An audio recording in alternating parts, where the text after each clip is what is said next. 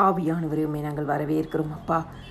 சங்கீதம் 22வது அதிகாரம் 24வது வசனம். உபத்திரப்பட்டவனுடைய உபத்திரத்தை அவர் அற்பமாய் எண்ணாமலும் அருவருக்காமலும் தம்முடைய முகத்தை அவனுக்கு மறைக்காமலும் இருந்த தம்மை நோக்கி அவன் கூப்பிடுகையில் அவனை கேட்டருளினார். கிறிஸ்துவுக்குள் பிரியமானவர்களே, ஏதோ ஒரு காலகட்டத்தில் உபத்திரத்திற்குள்ளே கடந்து போய் கொண்டே இருக்கிறீர்களா? ஏதோ ஒரு சூழ்நிலையில் உபத்திரத்தினால நெருக்கப்பட்டு இருக்கிறீர்களா?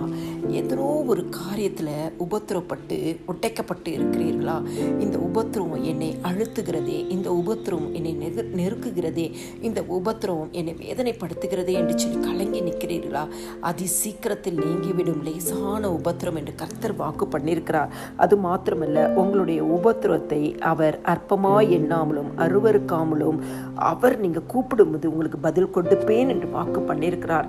நிச்சயமாய் உங்க உபத்திர காலங்களுக்கு முடிவு உண்டு. ஆமேன்.